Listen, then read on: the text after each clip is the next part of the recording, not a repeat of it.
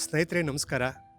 ನಾವು ಇವತ್ತು ಹಾಸನ ಜಿಲ್ಲೆ ಬೇಲೂರು ತಾಲೂಕು ಹಳೇಬೀಡಿನ ಬಸದಿಗಳ ಹತ್ತಿರ ಇದ್ದೇವೆ. ಇದು ಶಾಂತಿನಾಥ ಬಸದಿ. ಇದೇನು ಇಲ್ಲಿ ಕಾಣಿಸ್ತಾ ಇದೆ, ಇದು ಶಾಂತಿನಾಥ ಬಸದಿ. ಮತ್ತು ಇಲ್ಲಿ ಕಾಣಿಸ್ತಾ ಇದೆಯಲ್ಲ, ಇದು ಪಾರ್ಶ್ವನಾಥ ಬಸದಿ. ಎರಡೂ ಬಸದಿಗಳು ಸಹ ರಾಜ ವಿಷ್ಣುವರ್ಧನ ಕಾಲದಲ್ಲಿ ನಿರ್ಮಾಣವಾದಂತಹ ಬಸದಿಗಳು ಎಂಬುದಾಗಿ ಇಲ್ಲಿಯವರು ಹೇಳ್ತಾರೆ. ಇತಿಹಾಸವೂ ಸಹ ಹೇಳುತ್ತೆ. ಪಾರ್ಶ್ವನಾಥ ಬಸದಿ 1133ರಲ್ಲಿ ನಿರ್ಮಾಣವಾದರೆ ಶಾಂತಿನಾಥ ಬಸದಿ 1196ರಲ್ಲಿ ನಿರ್ಮಾಣವಾಗುತ್ತದೆ. ಇದು ಪಾರ್ಶ್ವನಾಥ ಸ್ವಾಮಿಯ ಬಸದಿಯ ಮುಂಭಾಗದ ಮಂಟಪ. ಇದು ಪ್ರವೇಶದ್ವಾರ. ಒಳ ಪ್ರವೇಶಿಸುತ್ತಿದ್ದ ಹಾಗೆ ನಮಗೆ ಏನೋ ಒಂದು ಅನುಭವ ಆಗುತ್ತದೆ. ಒಳ ಪ್ರವೇಶಿಸುತ್ತಿದ್ದ ಹಾಗೆ ಈ ಒಂದು ಚಿತ್ರಣ ಕಣ್ಣ ಮುಂದೆ ಬರುತ್ತದೆ. ಕಲ್ಲಿನ ಕಂಬಗಳನ್ನು ಕಣ್ತುಂಬಿಕೊಳ್ಳಬಹುದು. ಸ್ವಾಮಿಯನ್ನ ಇಲ್ಲಿ ಪ್ರತಿಷ್ಠಾಪಿಸಲಾಗಿದೆ. ಸುಮಾರು 18 ಅಡಿ ಎತ್ತರದ ಪಾರ್ಶ್ವನಾಥ ಸ್ವಾಮಿ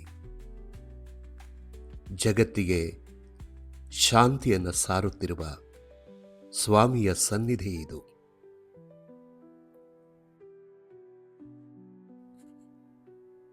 ಸದಾ ಮೌನವನ್ನು ಆವರಿಸಿರುವ ಈ ತಾಣ ಮನಸ್ಸಿಗೆ ಶಾಂತಿ, ಸಮಾಧಾನ, ನೆಮ್ಮದಿ ಎಲ್ಲವನ್ನ ಕಲ್ಪಿಸಿಕೊಡುತ್ತದೆ. ಇದು ಒಳಭಾಗದ ಚಿತ್ರಣವಾದರೆ, ಹೊರ ಬರುತ್ತಿದ್ದ ಹಾಗೆ ಮತ್ತೆ ನಮಗೆ ಕಾಣಸಿಗುವುದು ಈ ಸುಂದರವಾದ ಮಂಟಪ. ಇದರ ನಂತರ ಅನತಿ ದೂರದಲ್ಲಿ ಒಂದು ಸ್ತಂಭವನ್ನು ನಿಲ್ಲಿಸಲಾಗಿದೆ. ನೂರಾರು ವರ್ಷಗಳಿಂದ ಬಿಸಿಲು, ಗಾಳಿ, ಮಳೆ, ಚಳಿ ಎಲ್ಲಕ್ಕೂ ತಡೆದು ನಿಂತಿದೆ. ಇದರ ಮುಂಭಾಗದಲ್ಲೇ ಇರುವುದು ಶಾಂತಿನಾಥ ಬಸದಿ.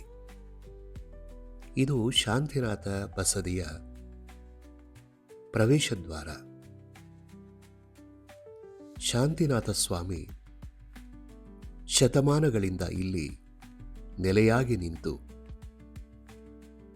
ಜಗತ್ತಿಗೆ ಶಾಂತಿಯನ್ನು ಸಾರುತ್ತಿದ್ದಾರೆ.